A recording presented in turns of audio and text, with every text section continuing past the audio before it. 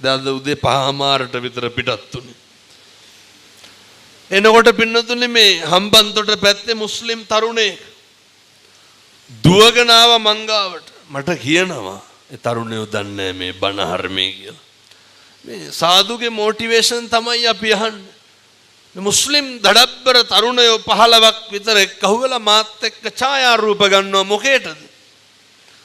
කොල්ලෝ කියනවා මේ අපි අහන්නේ ඔයා කියනෙව්වා. පින්නතුනේ මේකට ජාතියක් තියනවද? මේකට ආගමක් තියනවද?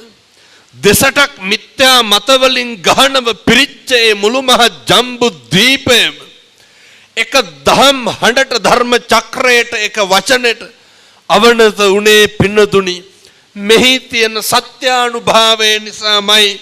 මතක තියාගන්න ධර්මයේ ගුණ කියන තැන කියනවා සන්දිට්ඨිකෝ. ධර්මයේ ගුණ පින්නත්නි සාන්දෘෂ්ටිකයි.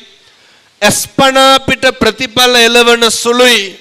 අකාලිකෝ අකාලිකයි.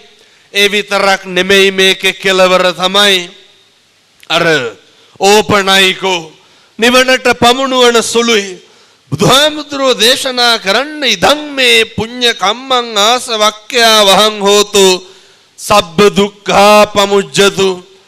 මේ බෞද්ධයෝ හැටියට අපිට තියෙන්න ඕනේ මේ කරන හැම පිනක්ම මේ කුසලයක්ම මේ හැම කියන වචනයක්ම සත්පුරුෂ අම්මේ තාත්තේ කෙලවර අවසානයේ බෞද්ධයාගේ හුදෙක් පරමාර්ථය තමයි නිර්වාණය.